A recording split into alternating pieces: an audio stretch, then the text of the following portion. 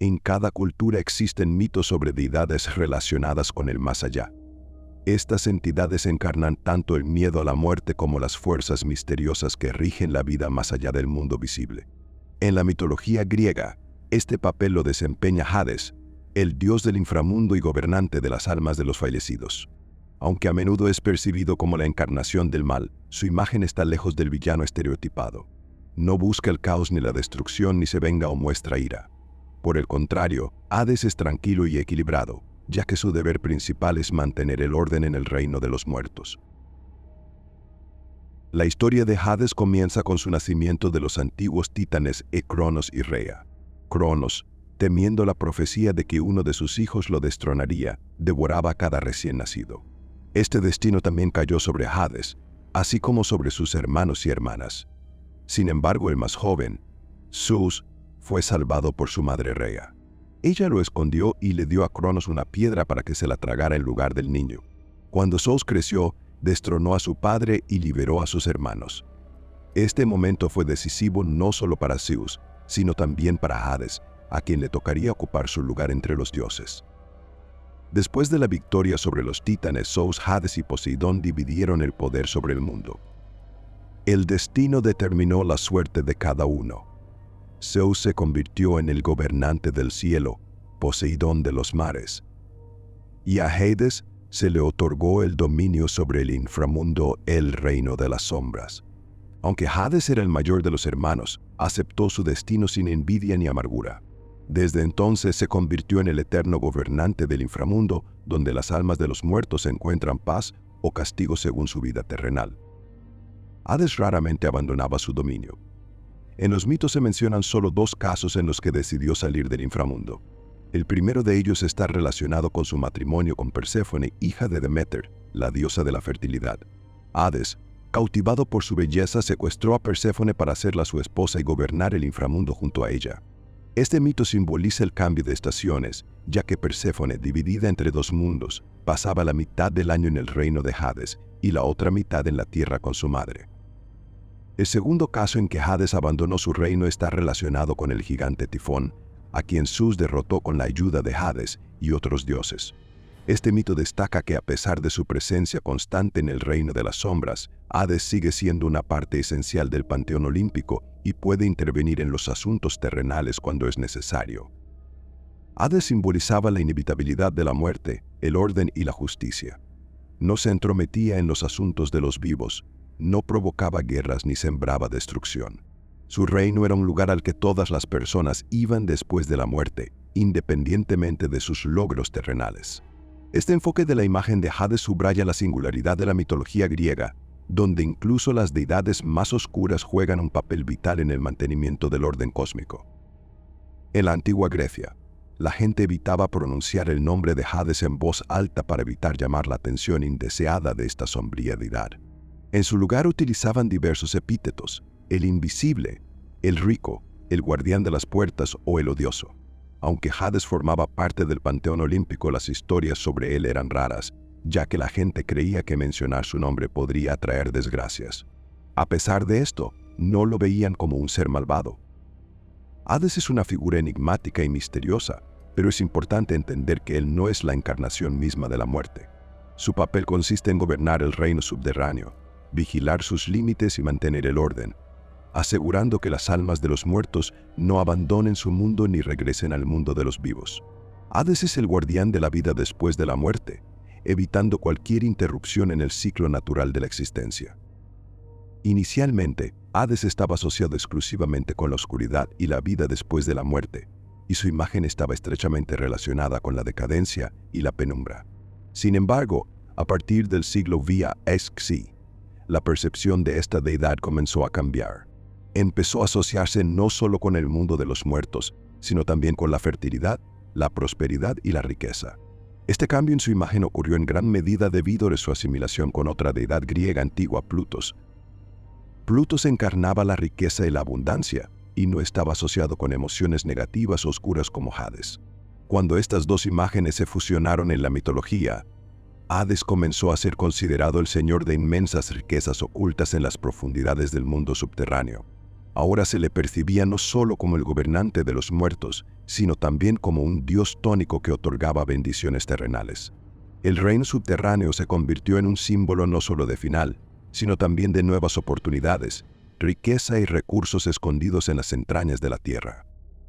Así, a pesar de su imagen oscura, Hades se convirtió en la encarnación de otros aspectos de la vida, incluyendo la fertilidad y la abundancia. Esta transición de un temido dios de la muerte a un donador de bendiciones resalta la complejidad y la naturaleza multifacética de la mitología griega antigua, donde cada deidad poseía múltiples aspectos más allá de sus funciones primarias. El culto a Hades, el dios del inframundo, estaba difundido en aquellos lugares considerados puertas al mundo de los muertos, la mayoría de las veces cuevas profundas o grietas en la tierra. En estos lugares, según las creencias antiguas, ocurría el contacto con el otro mundo. En honor a Hades, se sacrificaban animales de color negro, simbolizando su conexión con la oscuridad y las fuerzas subterráneas. La tierra era su elemento, y a través de ella interactuaba con las cenizas y el polvo, encarnando su control sobre el mundo de los muertos. Los tulipanes silvestres oscuros tenían un significado especial en el culto a Hades, que los griegos consideraban una expresión de su poder. Estas flores conectaban al dios del inframundo con el mundo vegetal, otorgándole a Hades otro aspecto simbólico, su vínculo con el ciclo de vida de la naturaleza. La creencia de que eran los poderes de Hades los que ayudaban a las semillas a brotar en la tierra destacaba su importancia no solo como gobernante del mundo de los muertos, sino también como patrón de la fertilidad, ayudando a la tierra a dar frutos. En cuanto a la apariencia de Hades, no se han conservado descripciones detalladas de su apariencia y posiblemente nunca existieron. La gente evitaba representarlo en pinturas y frescos, así como evitaba mencionar su nombre innecesariamente.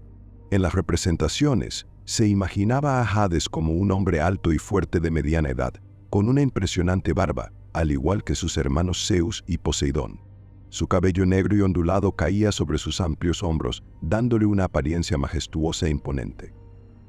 En algunas imágenes, Hades aparece con la cabeza girada hacia atrás, lo que simbolizaba su renuencia a encontrarse con la mirada de otros.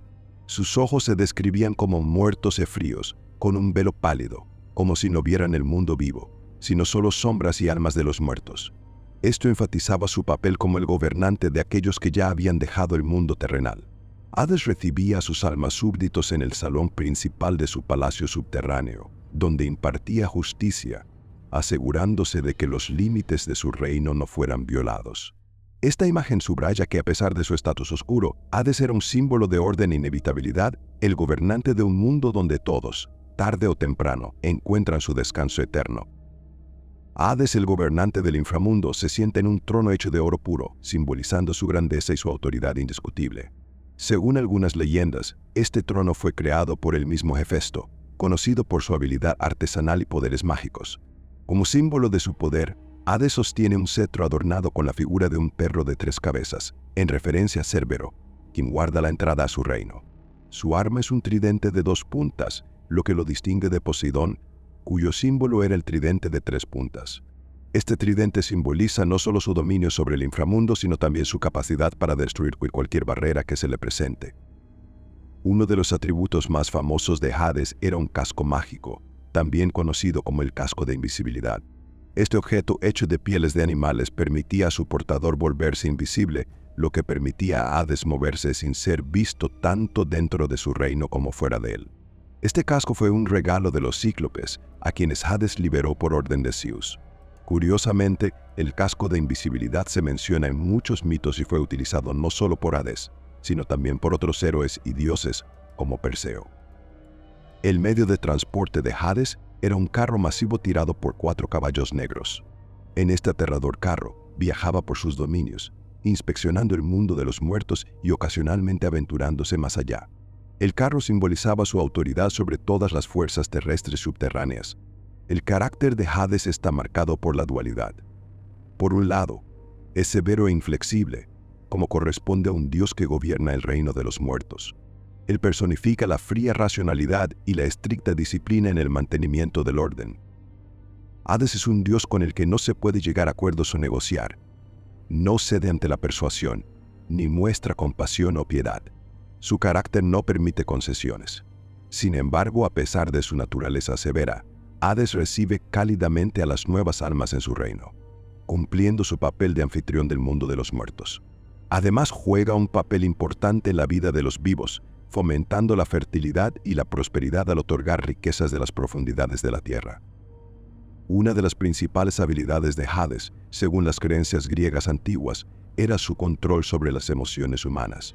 Los griegos creían que este dios podía influir en el estado de ánimo de las personas, haciéndolas sentir melancolía, desánimo y un sentido de desesperanza. También era capaz de sumergir a una persona en apatía y depresión.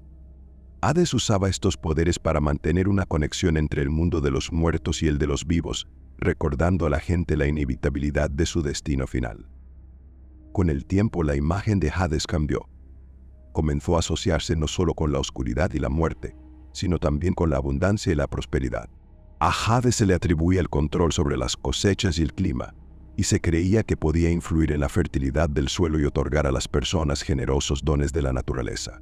Además, según algunos mitos, Hades poseía la capacidad de resucitar a los muertos. Sin embargo, rara vez usaba este don, ya que consideraba que alterar el curso natural de la vida y la muerte era antinatural e incorrecto.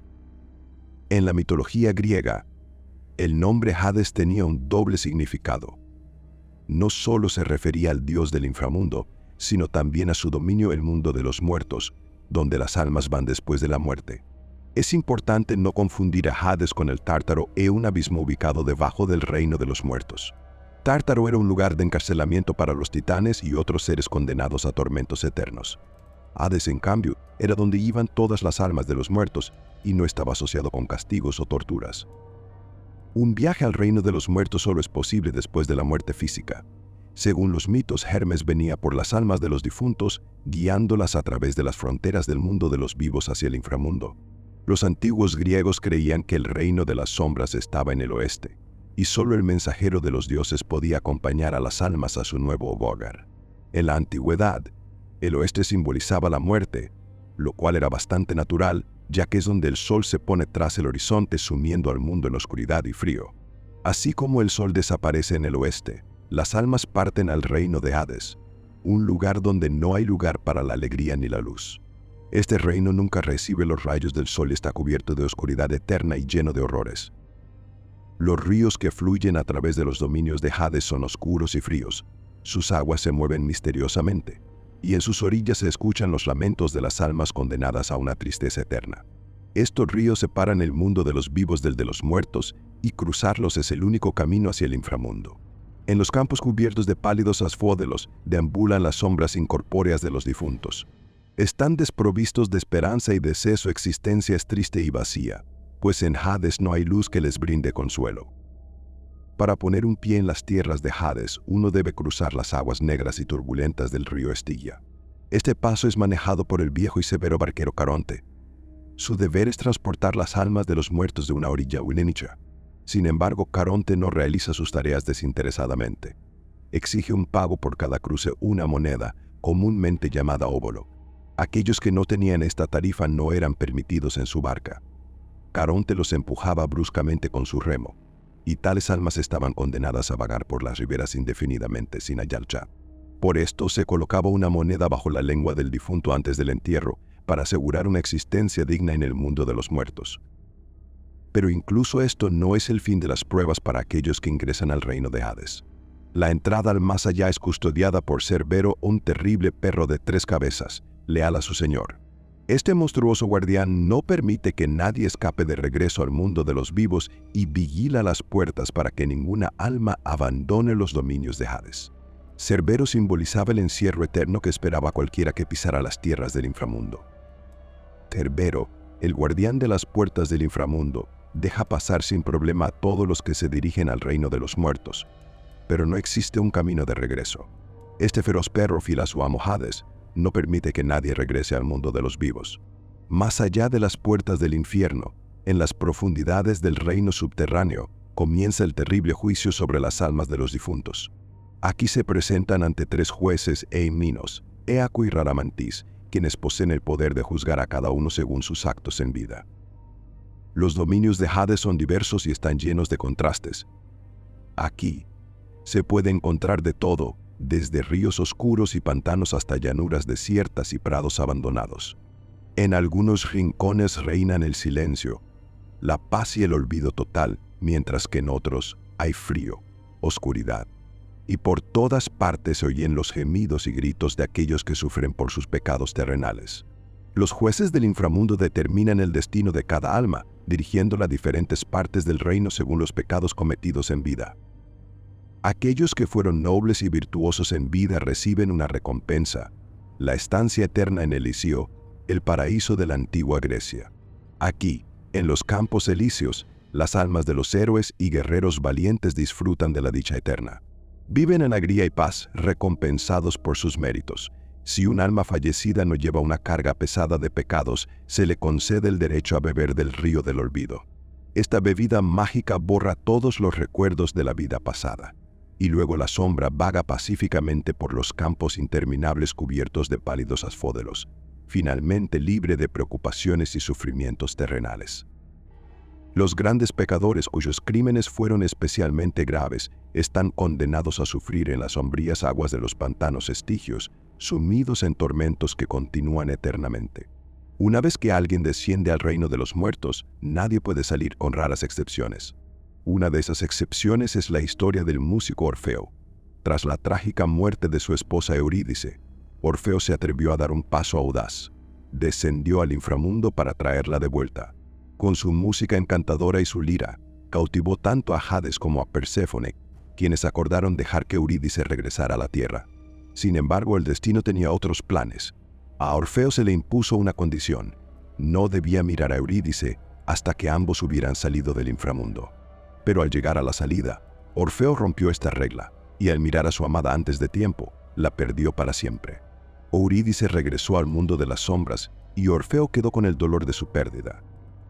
Otro mito famoso asociado con Hades es la historia de Sísifo. Tras su muerte, Sísifo fue condenado a un tormento eterno.